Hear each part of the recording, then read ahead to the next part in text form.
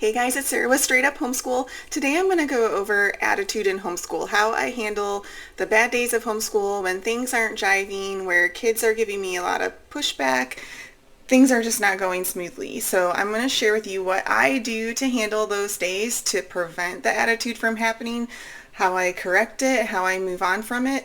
I am not a counselor. I am not a professional. I am just sharing with you how I handle things.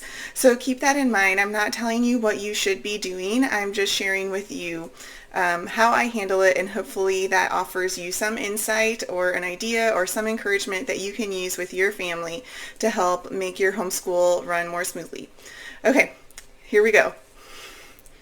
Drum roll, please, you guys. Here we go. You know I have a list. um, I'm sorry. I have to do it. I'm going to straighten it out. Okay. So the first thing I have on my list, these are things that I do, okay, to prevent a bad day from happening, to correct it, and to move on. So the first three things are like more preventative things. So the first thing I try to do every day. I try to really intentionally love my children. So when they wake up in the morning, I know these things seem so simple. I know they do, but I just really try to be intentional. When they wake up in the morning, I try to say like, good morning, how are you doing? How was your night? I try to have some sort of like connecting interaction. My kids are laying on the couch, I'll rub their back or rub their feet and just like connect with them. Like, I see you, I hear you, you are important to me, I want to spend my time with you, I want to be around you. I'm not saying all those things, but I'm saying it through my actions. And I think when you start off, your day in a peaceful environment, in a welcoming environment, it makes a difference for the rest of your day. And so I really try to set us up for success from the beginning of the day. Sometimes I make breakfast for the kids. I don't make breakfast, like a homemade breakfast every day. At least once or twice a week I do, but we'll have muffins, then you have leftovers, for the rest of the week. But it's just something that makes them feel loved. It makes them feel special and cared for, and that really helps us have a good day. Okay, realistic vision is number two. I think, what we think homeschool is versus what it actually is, sometimes there's a big gap there. There's a big difference. And, realistically, I'm not doing public school at home. I'm not trying to replicate the public school system. We have our own routine, and it's not just sitting down all day and hammering out the subjects. So that's the beauty of homeschool, and our number one reason for homeschooling is that our boys can be active and be outside and be up and running around. And that's my belief, that boys should be able to be active and not sitting in a desk. So that is like my number one thing. And so I don't want them to be sitting all day. So how I make that realistic vision, you can speak it auditory wise. I also like visual things. Just make sure you're not saying we're going to do, all 5 hours of our schoolwork today, or like we're just going to hammer this out. Like, nobody's going to be having fun. I know in our minds we're like, oh, it'd be so nice to get this done, but like that is just not the reality for kids. I mean, maybe you can work up to that at some point if your kids are older, but it's just where I am right now. My kids are 6th grade and 3rd grade. That is not happening for us. So hold on, I have something to show you. So this is just a little dry erase board. It folds down, and I'll write our schedule on it. I don't really do it as much now because my kids know the schedule. I used it more when the kids were little, and if we're changing our routine a lot, or if I need it for something to be a reminder of our schedule or things that we're doing. But these are just some ways that you can set a visual vision for your kids. So I'll write the date at the top. If your kids are older, you can have them write the date at the top, and good practice. So I'll just list out the things that we're going to do within a certain time frame and say, like, these are the things that we need to do today, and then after we do them, you can have your hour of video game time or whatever it is that you guys are going to do. I don't do this way anymore because when I did do it, my kids were just speeding through everything just to get to their video game time, and I'm okay with being speedy at stuff, but not when you lose the quality. So that doesn't work for us. We don't do it that way anymore, but it is an option. Maybe that would work better for your family, but that way they know what they need to do. And then I usually mark when I do this, who goes first and who goes second for the kids. So it's, okay, you go first this week and you're going second on the subjects because sometimes there can be issues with who went first or second or whatever. This is another way that we've done a visual, vision, again with the date, and then timed things out and saying like, okay, we're going to do language arts at 9:15, and then when you're done, you have free play time. But at 10, we're starting music practice. So there's 45 minutes to finish language arts. If you want to take the whole 45 minutes, that's fine. Or if you get done in 20 or 30 minutes, then the rest of your time is free play time. And so that kind of puts that ball in their court of how much free play time they want, how much of a break they want in it. And this one I just marked again who is going first and who's going second. Those are just my kids' initials and like who's going first or who's going second to kind of remove that, desire to be like, oh, he went first last time, or, he went first. It's usually like nobody wants to go first, but I just try to take that opportunity for, a little, I don't know what to call it, little fight or whatever, take that out. So this is one way that we've done things. And I mean, we kind of do this now.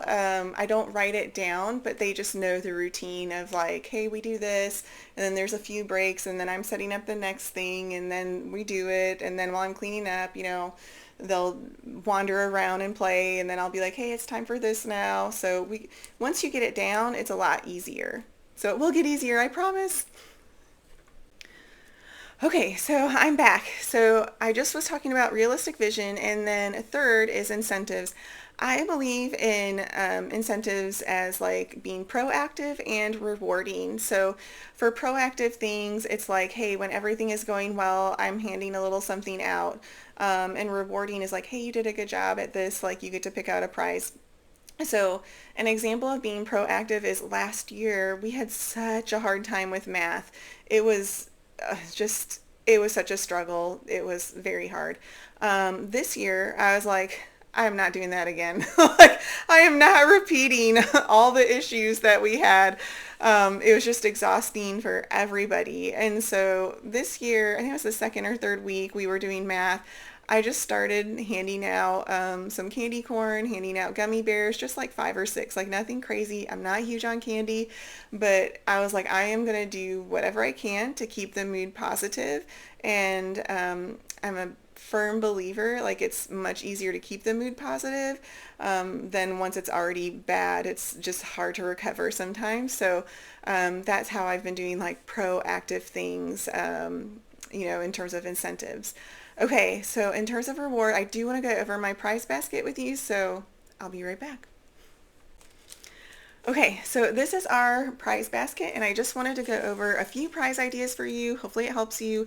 I have boys, so I don't have a lot of girl stuff, or maybe it'll, cross over a little bit. First thing is just some coins from around the world that we have. I have this little glow stick bug. These are from Halloween. They're Pokemon cards. So you get like a whole set of them. This is a big sticky hand. These actually last a lot longer than the little ones. This is from Target in the party aisle, the party favor aisle. These are little dice. They're like different stone colors and numbers and shapes and stuff. So my boys love that. I have these little Minecraft stamper things. I have a balloon. It's like a Mario themed balloon, so they like that. Little party poppers. And we've also done silly string too. Here is a punching balloon. And then I also have this little Imaginext guy. I just bought like a huge bag of like Imaginext figures or toys from Once Upon a Child, or if you have a thrift store near you, you can just use those things as prizes. Okay, I can talk. Okay, so those are some prize ideas. Okay, so we just got done talking about incentives and prizes, and next I want to talk about an off day, number four. Sometimes there are just off days, and I think it's okay to be gracious. I mean, you're not going to have an off day every day, or your kids aren't going to have an off day every day, but like, sometimes we all just struggle, and I think it's okay to be gracious or adjust. And move on from there. Like, not every day is going to be like super great, super exciting. It's just, that's not the reality of life. So I think sometimes we do need to lower our expectations and kind of be able to roll with things and just recognize, like, sometimes we have off days, sometimes kids have off days, and that is okay. Um, Number five is troubleshooting. Why are we having a bad day, or why are we having attitude? Is it because, your child is reading a book and they were just really into it and then they had to put it down and it was at a good part, or they just wanted to finish that book, or they're working on a project of, I don't mean like a school project, but I mean like in their mind, their project was building this Lego city fortress, or just some sort of fort that they were building and they were in the middle of it. So sometimes if they're engaged in an activity, I like to say, hey, you have a couple minutes to find a stopping point, and then we're going to do, this school subject. So start to wrap it up, instead of just having like a hard cutoff of like, we're doing this now. It's just a little bit of a softer flow. If you say like, hey, it's time to wrap this up, like we're going to start school, and then like follow through. I mean, don't like wait 10 or 20 minutes later. Like, you do want to follow through on what you say. Sometimes kids get sick too. I know for us, like one day one of our kids was crying and just like having a really hard day, and I was like, I don't know what is going on. And then the next day he got sick, and I was like, okay, I think there was more going on than we could see. And I think when I get snippy with my kids and then they get sick, I'm like, oh man, I feel so bad. So I really try to be gracious because I don't want to be hard on them when, they're not feeling well. Um, Let me make sure. Sometimes um, somebody can say something to them and it can hurt their feelings, and it comes out in weird ways. Like, kids don't always know how to process those like harder feelings or, emotions that they're going through. So sometimes it's like, oh, so and so said this and it bothered me, but it comes out in a weird way. It can come out as like, I'm not doing this, or I don't want to do this, or whatever. And then also sometimes it's a heart issue. Sometimes it's a pride issue of like, I don't want to do this math because, I feel like I should know how to do it all and I can't. I mean, they're not saying that. It comes out in different ways, but, or I just don't want to do it. I'm going to be lazy, and I don't want to do it. I don't want to be a hard worker. And so I think troubleshooting to kind of get to like the root issue of what's going on can be really helpful.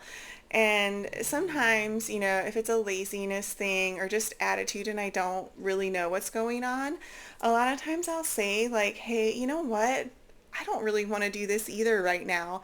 I would rather be, reading a book or playing outside, but I mean, not like playing outside, but like gardening or going for a walk outside.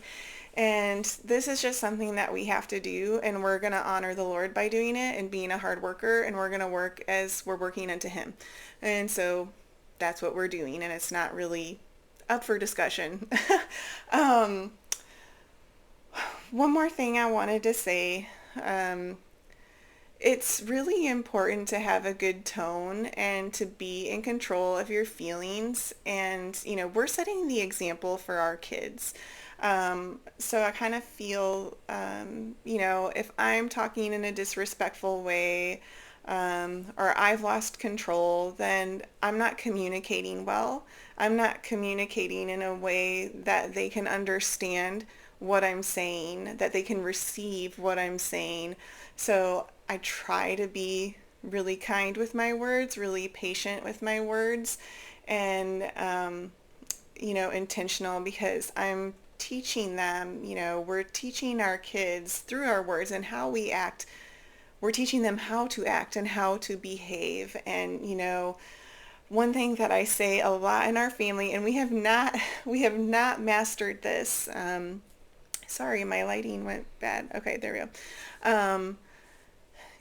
I a lot of times say like, hey, in our family, even when we're frustrated, we speak kindly. And just because you're frustrated doesn't mean that you get to talk mean to me or talk forcefully to me. So we're going to speak kindly.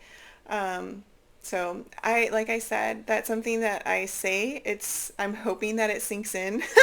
At some point, I think, as kids, they're always learning, they're growing, and hopefully, they'll remember that as they get older. So those are some troubleshooting tips and how I handle things. And then next, I'm going to talk about resetting. Um, Here we go. Okay, so I have some ideas for resetting, and I just, sometimes it's hard when you dig in and you're just engaging and sparring, with your children. Like, it usually is not helpful and it's exhausting.